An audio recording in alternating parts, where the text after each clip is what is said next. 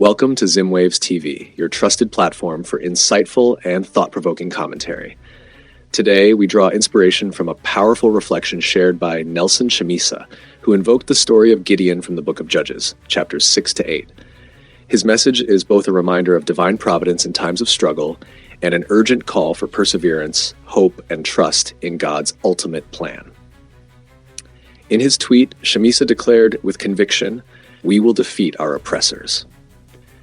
He acknowledged the painfully difficult circumstances faced by Zimbabweans, but encouraged faith by pointing to the story of Gideon, a tale that resonates deeply with anyone feeling overwhelmed by insurmountable odds. Gideon, like many of us, did not feel equipped to fulfill the grand task God had assigned him. Yet God chose him precisely because his perceived inadequacy would highlight divine power rather than human effort. Gideon's journey began with doubt and fear, much like the mindset of many in Zimbabwe today. In Judges 6, Gideon questioned God's presence amidst suffering, asking why so many hardships had befallen his people if God was truly with them. Chamisa's reflection reminds us that it is human to question, but it is divine to trust even when answers are unclear. Gideon learned that God's silence does not mean absence. Instead, it can signify preparation for a greater purpose. When God called Gideon to deliver Israel from the oppressive Midianites, Gideon was far from confident, yet God reassured him with words that echo throughout history. "I will be with you." Chamisa draws a parallel between Gideon's unlikely triumph and Zimbabwe's struggle against injustice, urging us to recognize that victory is not dependent on visible strength or political might, but on the justice of the cause and the unwavering faith that God is working behind the scenes. One of the most profound aspects of Gideon's story is the way God reduced his army from 32,000 to a mere 300 men before the decisive battle. Why would God deliberately weaken Gideon's forces? The answer is both humbling and empowering, so that no one could claim the victory was achieved by human power alone. This was to be a divine victory, a testament to God's sovereignty over even the most formidable circumstances. Chamisa applies this lesson to Zimbabwe's political and social landscape, where oppressive systems seem vast and entrenched. He reminds us that God often strips away what we believe we need: resources, allies, and advantages, to reveal that true victory comes only from Him. Zimbabwe may feel like a nation fighting with 300 men against an army of injustice, but that is precisely the kind of battle where God's glory shines brightest. Chamisa's words offer more than political commentary. They deliver spiritual encouragement. He calls on citizens to cry out to God, who hears, sees, and loves them beyond measure. The message is deeply personal.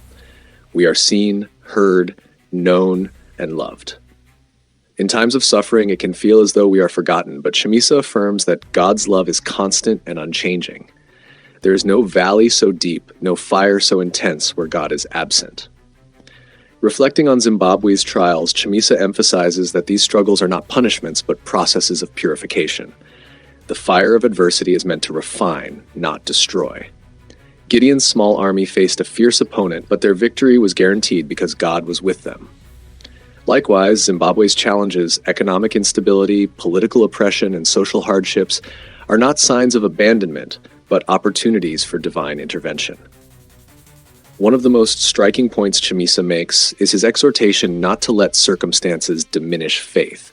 It is easy to believe when everything is going well, but true faith is tested in the furnace of affliction. Zimbabweans are urged to trust that even when life feels unbearable, God is present. This trust is not passive, it is active, requiring courage, persistence, and the refusal to give up. Faith in action means continuing to hope, to speak truth, and to seek justice even when victory seems distant. Chamisa's message is both a challenge and a comfort. It challenges us to look beyond what we see, to trust that God's timing and ways are higher than our own. It comforts us with the knowledge that our suffering is known, our prayers are heard, and our destiny is in God's hands. As Chamisa boldly proclaims, "Our victory is settled. God is in it. We're in it." This declaration is not merely wishful thinking. It is a statement of faith rooted in the belief that justice, truth, and righteousness will prevail. Like Gideon's triumph, Zimbabwe's deliverance will be a testimony to God's power. Chamisa's words remind us that the battle belongs to the Lord, and when the victory comes, it will be undeniable that only God could have accomplished it. In conclusion, let this reflection inspire us all to persevere, to trust in the process, and to believe that even the most overwhelming odds are no match for divine power. Stay tuned to Zimwaves TV for more thought-provoking commentary, and don't forget to subscribe as we continue to bring you stories of faith, courage, and justice.